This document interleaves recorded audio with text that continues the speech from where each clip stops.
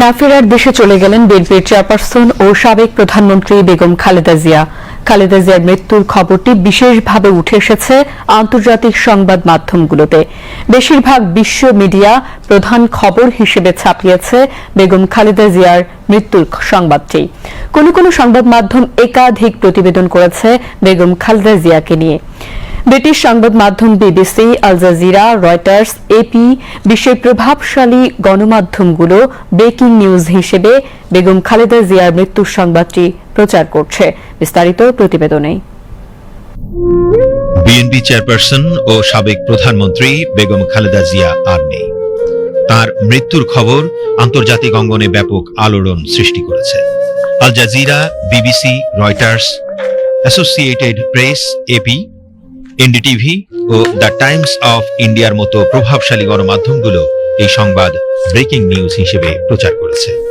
কাতার ভিত্তিক Al Jazeera তাদের প্রতিবেদনে উল্লেখ করেছে, বাংলাদেশের প্রথম নারী প্রধানমন্ত্রী বেগম খালেদা জিয়া দীর্ঘদিন ধরে লিভার সিরোসিস সহ নানা জটিল রোগে ভুগছিলেন এবং সেই অসুস্থতার সঙ্গে লড়াই করেই শেষ নিঃশ্বাস ত্যাগ করেন।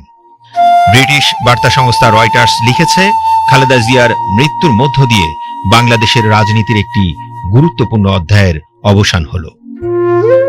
প্রতিবেদনে তার সঙ্গে রাজনৈতিক প্রতিদ্বন্দ্বিতা, সেনা শাসন বিরোধী আন্দোলনে আপোষহীন অবস্থান এবং দীর্ঘ রাজনৈতিক সংগ্রামের দিকটি বিশেষভাবে তুলে ধরা হয়েছে। পাকিস্তানি সংবাদ মাধ্যম দ্য ডন লিখেছে, বাংলাদেশের প্রথম মহিলা প্রধানমন্ত্রী খালেদা জিয়া দীর্ঘদিন অসুস্থ থাকার পর মারা গেছেন। ভারতীয় গণমাধ্যম দ্য হিন্দু ও এনডিটিভি জানায়, তার প্রয়াণে বাংলাদেশের রাজনীতিতে একটি বড় শূন্যতা তৈরি হয়েছে। প্রতিবেদনে বলা হয়, গত নভেম্বরে হাসপাতালে ভর্তি হওয়ার পর থেকেই তার শারীরিক অবস্থা গুরুতর ছিল এবং শেষ পর্যায়ে তিনি লাইফ সাপোর্টে ছিলেন।